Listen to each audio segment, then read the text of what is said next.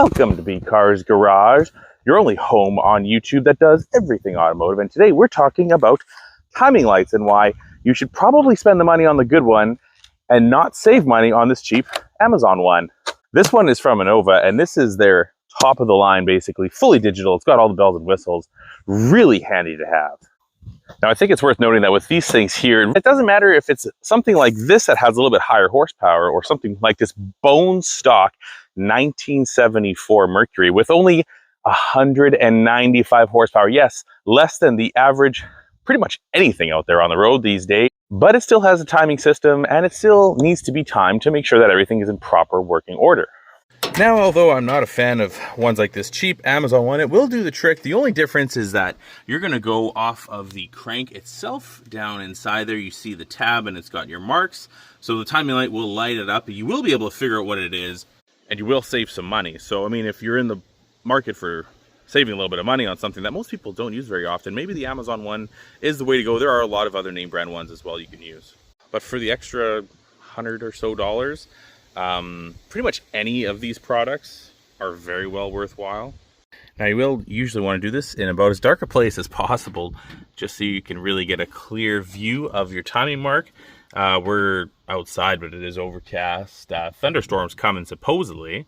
And for this particular car, we're just going to be really worried about total timing, as it is kind of a fun cruiser, and I like to kind of, push it to the limits a little bit. So all I really care about is the total timing, as that's where the power is. Where on this Ford 460, this is a different story. We care about initial timing. Now, this car already starts incredibly well. Everything's written right on the side of the engine, which Ford was famous for, which is really nice when you are trying to do any amount of work on it. So here we can see 14 degrees initial timing is what it's calling for. So we're basically just going to verify that that's what we got on that car. So there it is, brand new. Very, very basic instructions that come with this, but this is essentially a very basic tool, right? We're just looking for the timing, and then that's going to tell us what we need to know. Now, the most immediate thing that we're going to notice about this thing is it has extremely long leads, and that's actually one of the huge differences between this unit and some of the cheaper ones like what we see on Amazon here. So here, this one, we're talking, I think it's about 5 feet on the Amazon one. And again, most of the cheap ones, that's always the big thing. They have significantly smaller leads, and this is an issue, trust me. So this thing shows us our battery, our RPM. It gives us so much information. It's really, really handy. So we just have to dial up our advance. We want 32 degrees, 34 degrees, and now this thing should hit 0 once we're there. Now, there is actually a lot of information to go over as far as timing is concerned, but that could be another video all on its own, all the data, specifics, technicalities, whatnot. Really, we just want to find out how to time your vehicle, and that's what I'm going to show you today. So on the Chevy engine, we're going to let it warm up to temperature, and the most important thing when we start off is after everything is kind of started and running, we need to start initial timing and total timing with your vacuum advance taken off. If you have a distributor that does not have vacuum advance, obviously that is not going to be an issue. And what the vacuum advance does is it basically pulls timing according to vacuum. That is literally its job. And this is also where these two different timing guns really come into play. So again, you can use either or. I think it's worth every penny to buy a good one. Really, you might as well just buy the top of the line like this one is. But with this cheap one, really what you're going to get is zero information. You're just literally getting a light. Hopefully it works. Any of them are subject to not working. And again, we're going to shoot the light down on the crank balancer. But because this is basic, you have to make sure that the balancer is clean and you can get a proper reading. Now, what we're always going to be looking for, technically, is going to be 0 degrees on the balancer. So you can kind of make it out. It is not focusing very well, but you got 0, 4, 8, and then 12 degrees in either direction. So we're going to be looking for initial timing. Usually somewhere in the 12 to 15 degree mark is money for good starting and idle quality. Which is where this digital one comes in extra handy, because the digital readout you can literally advance up and down your degrees of timing, and then you just look for 0 on that little tab on the balancer, and, well, the timing cover, I guess, and you're off to the races. You just got to adjust the distributor clockwise or counterclockwise. So on a small block Chevy like this, counterclockwise is going to be advancing, clockwise is going to be retarding.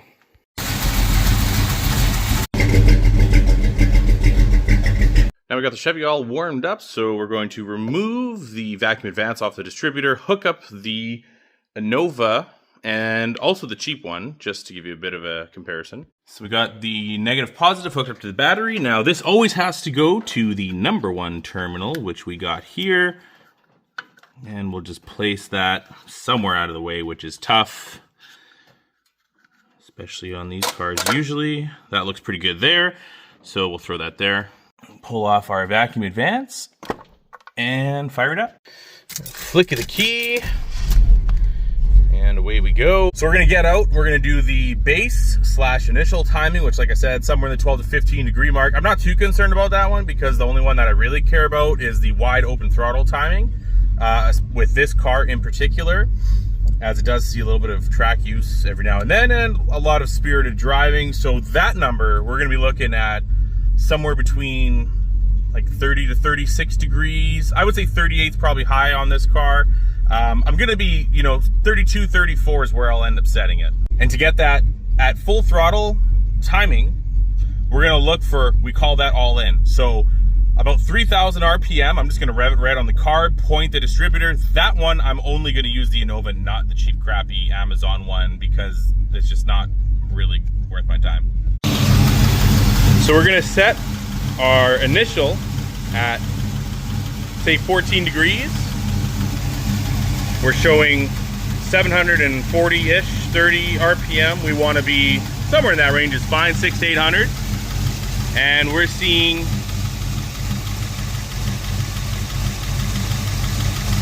what are we seeing here? About 5 degrees on top of our 14. So that means our initial timing is actually somewhere closer to 9. And how we can change that is we can just dial it down or up. See, now we're almost at 0. So our initial timing, we're sitting at 18 degrees advance, which is a little on the high side.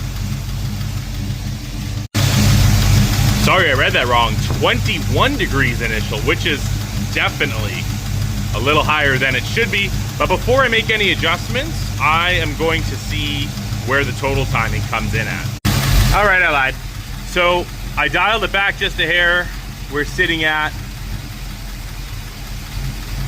12 degrees now, initial timing. I'm gonna move that just a hair. And just to give you an idea, this is a very small change. Like the smallest little switch. See, you can already hear the RPM went up. And that little switch alone, we're at 12 to 0. That just went up about 4 degrees, just that little switch. Maybe even 5, might have been too much. Yeah, we're sitting at about 17 initial now. I can deal with that. So now we're gonna fire this thing right up to about 3,000 RPM with our vacuum off still. And then that is gonna give us our total timing. I'm gonna crank it up to 30 degrees and we'll see if that's kind of in the realm that we're at. So I just spun it up to about 3,000 and our total timing numbers were way out to lunch there. So I moved it again. We're sitting at 14 degrees total timing now. Sorry, initial timing. That's right at 0. I was sitting at 18 and I was about 38 degrees total. So we're gonna turn this right up now to 34 because I think that's roughly where we're gonna be at 3,000 RPM.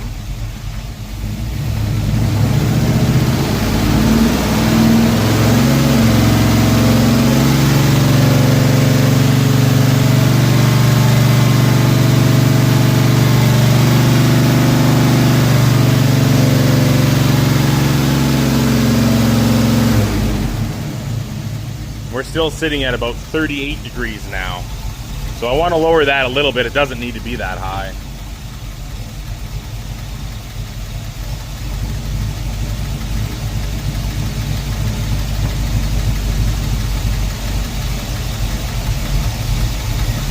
nice small adjustment. And again, fraction of an inch. Like, you barely need to move the distributor.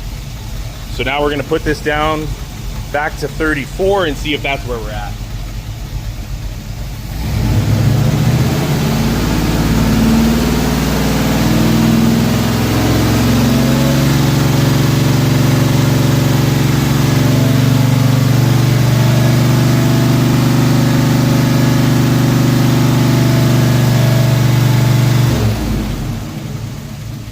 All right, so we're at 36 total now.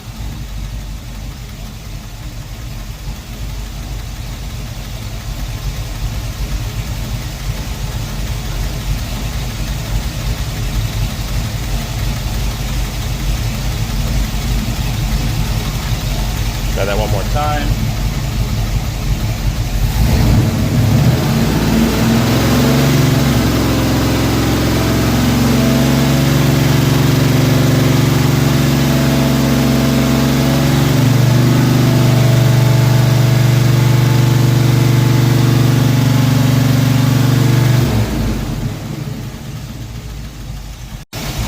All right, I moved it again here. Let's see what we got.